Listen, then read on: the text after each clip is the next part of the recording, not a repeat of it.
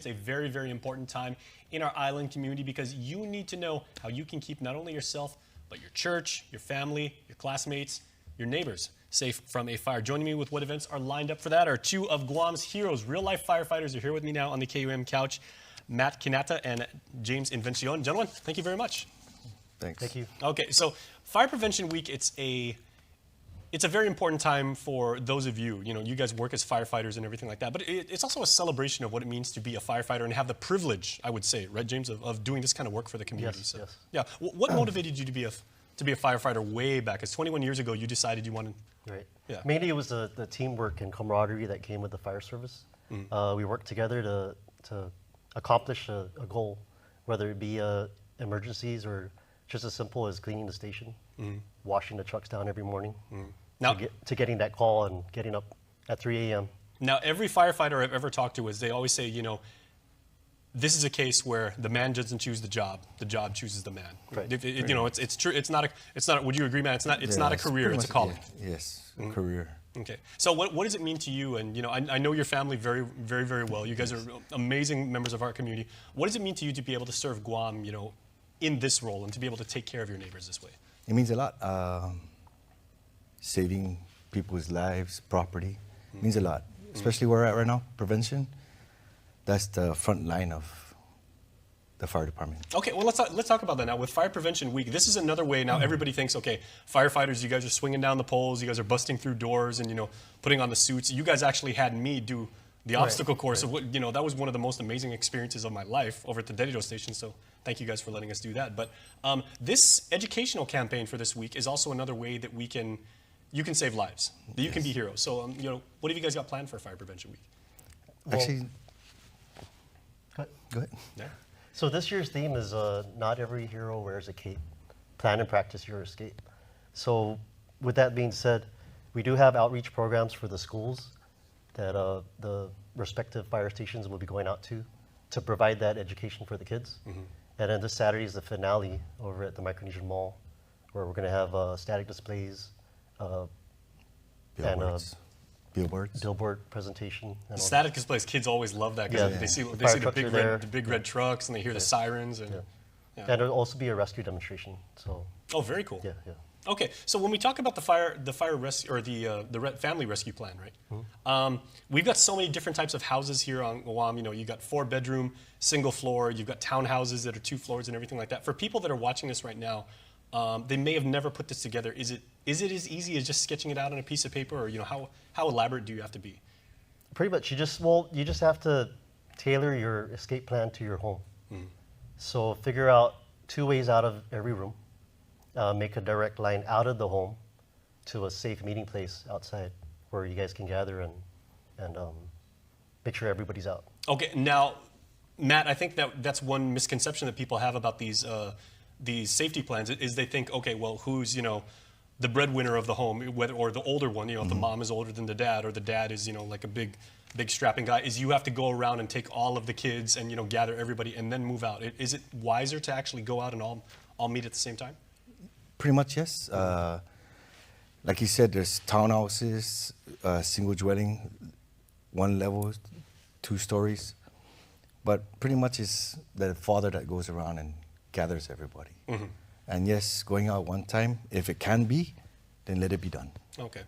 I would imagine that it's harder to make these safety plans for, like, say, very large families where you have, like, you know, 6 kids and then 2 parents and everything like that, because that's a lot of bodies you got to get around. How about for families where you have, like, a very small children, like infants and everything like that? Well, going with infants, there's many ways you can do it. If there's multiple infants, or from infant to 2 years old. Toddler. One is putting them in the playpen and putting the playpen at the same time. But if they're both parents available, then they should both grab the kids. Oh, okay. I didn't realize that. Yes. Okay. Is there anything that we should know about when we have these escape plans? Like, I remember when I was a kid, they used to say maybe if you want to, like, if you have time, you know, like if there's a fire and you can see smoke, and you know, you guys still do that thing where you grab the door handle? Yeah. To test if it's warm, and then, you know, there's possibly something on the other side. But you might want to run water over a rag and put it over yourself so you can breathe easier? Or is it just better just to get out as quickly as possible? Get Get out. out as quickly as possible. Okay. These days, the homes are not as fire retardant as before, so makes the materials that make up homes are a lot more susceptible to fire. Okay. So usually you have at least less than 3 minutes to get out. So it's best to just get out. That quickly. Right. Yeah, and that time goes by really, really fast. Some people think, oh, 180 seconds, that's a lot of time. That goes by real quick. Well, once you hear the alarm, just get out. Okay, thank you for bringing that up, because James, because I wanted to say, I'm sure that fire alarms and smoke detectors play like a huge part of your presentations. Yes, going back to the smoke detectors, since you brought it up, most homes nowadays are not interconnected. And if the smoke detectors are interconnected, then it's a plus for every family. Because if the fire is in, or smoke is in the living room or kitchen, and you're all inside the bedrooms, if it goes off in that area, then it should alarm the bedrooms where everybody will hear it. Right.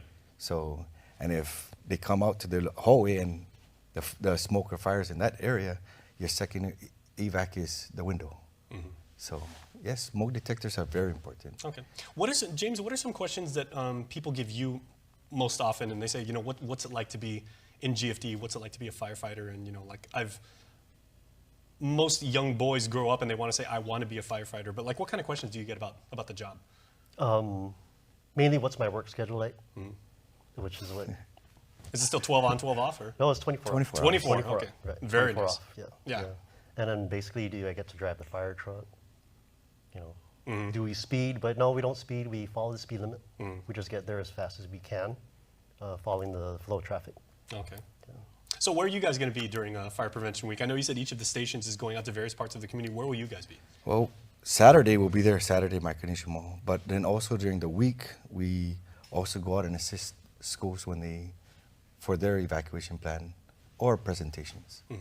Well, that's something, it's interesting. So everybody thinks evacuation plan, they think of like the household. What if it's, like you said, a company, like a school, a church, for, something could happen, during mass or during, like a service and everything. Yeah, the evacuation, I know Cavo's corporate, they have their evacuation plans. We help them with that. Bank of Hawaii, Bank of Guam, even the businesses, we can come out and help. Okay. And I'm sure there's a lot of businesses on Guam who would like to do it, especially the ones in, like you say, like a bank where you've got, Oh, yes. multiple floors. And okay, since you brought it up, situation, like I'm so fascinated by this topic, but if something should happen in an office building or something like that, is it always advisable to take the stairs, or should you try and go for the elevator? Advisable stairs. Take the stairs. Always the stairs. Yes. Always the stairs. Okay, I just want to make sure of that. Okay, so we almost running out of time. So anything you guys want to add about what people should know about Fire Prevention Week and what this means to you as firefighters? Come out Saturday to the Micronesia Mall. Check out the displays that we have, and just ask any of the guys out there, the firemen, if you have any questions about creating a home fire escape plan. They'll be able to help you. Everybody will be able to help you. Yeah. All right. Well, Matt, James, thank you so much. You guys are true island heroes, and every time we get to interview firefighters, it's a great treat for us. So we really appreciate what you guys do for the island. Thank you. Thank you. Thank you very much. They also said they were really nervous before doing this interview. Look at these. These guys are cool as cucumbers. Super awesome guys. Okay. We're going to take a commercial break. I'm going to hang out with my friends here. We're back after this.